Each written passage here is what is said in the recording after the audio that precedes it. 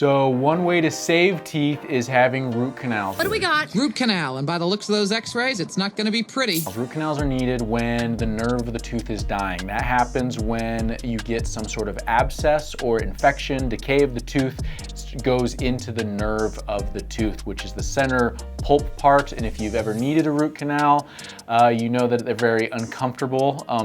Not really getting a root canal is not that uncomfortable, other than just they're really boring and having to stay open for a long period of time. But generally, when you get to that point, you're pretty numb.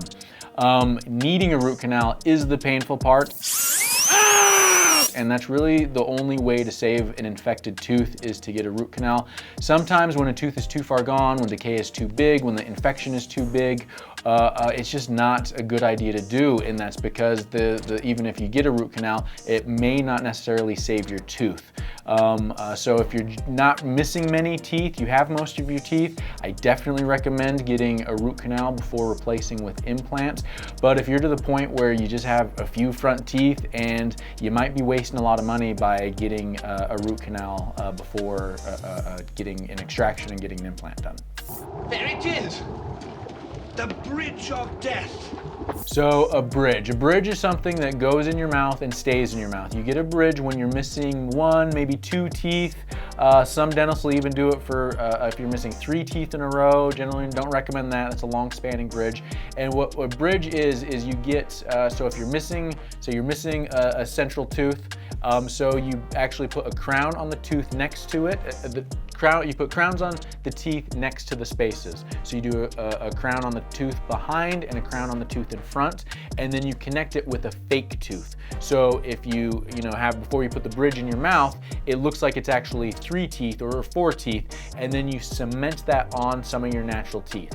So that's really good if you are only missing 1 or 2 teeth and maybe you don't have the bone for an implant, or you just don't have the time. Honestly, that's a lot of patients don't want to, if you're doing like just a few for implant bridges or single tooth implants, you got to wait a little while before you get those teeth. There's some patients that it's more of a time commitment, that they want something as soon as possible.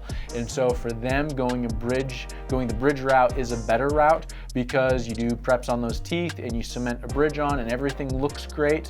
The downsides of bridges is that you still have to clean underneath. You can get food underneath the bridge. It could be like a plaque trap. The other problem is that you very commonly see decay on the teeth that are on the either side of where that missing tooth was, just because they're hard to clean, so it's easier to get plaque under there, and then plaque leads to decay. Bridges are great for the right people, but they're not for everybody. So that's why you really want to talk it through with your dentist and decide, help your dentist talk to you to help you decide what is best for you. Is a bridge going to be better for you? Is a single tooth implant going to be better for you? Or are you in a position to where either one is not a good option for you, because you have so many teeth that are going down, that are in bad shape, that a full fixed option doing implants and screwing in teeth to all the implants, is that a better option for you? Well, what are you waiting for? I don't know, something amazing, I guess. All right, with implants. So implants are a great option. I never want any patient or potential patient to think that that is the answer to everything. I don't want to get fillings. I just want to go get new implants placed, and I never have to worry about going to the dentist. That's not the case. That's not how it works. We're surgeons. We place implants. That's what we do here at Nuvia. But that is not always the best for everybody. If you have teeth that are savable, if you only need 1 or 2 implants and you're going to be functioning back to 100%, and you're going to be cosmetically, that's all you need, they're a great option, but I never want anyone to jump to that right away. If you have natural, the first option is always going to be, we want you to save natural teeth if you can.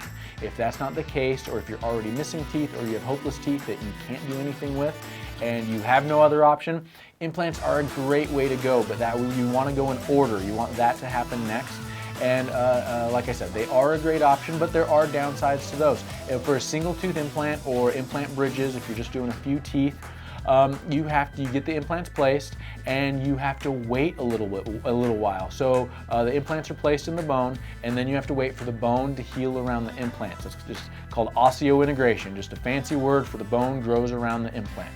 That takes time. That generally takes about 3 to 4 months. So you need to wait that time. Even though you may get an extraction, you may get an implant placed, you still can't do anything with that. It's still, you don't have a tooth there yet. You have to wait to get a tooth put on it for about 4 to 6 months before you get a tooth there. And that's when some of these other things like a flipper will come in, where you can wear the flipper to go over the implant. It doesn't hook into the implant at all, but it's just a place filler until you're able to put a crown on top of that implant. It's pretty common to have plaque traps with implants as well, just because there's going to be more places for you to pack food in some areas, and it may be in an area that you have to floss extra for the rest of your life. It may be, I know some patients that after they get a single tooth implant, the rest of their life they just have to carry little floss picks in their car, and they just have to work a little bit extra after every meal, and sometimes that's the best case scenario, and that's what they have to deal with. It's either that or you don't have a tooth there. Not everyone has to do that, but that always is a possibility, so that's what we like to warn. If you like this video, please click here for more, and if you think you might want to be a candidate for dental implants, or if you're just curious if you are, click up here and take our 60-second quiz that'll help you determine if you're a candidate for dental implants. And as always, please subscribe.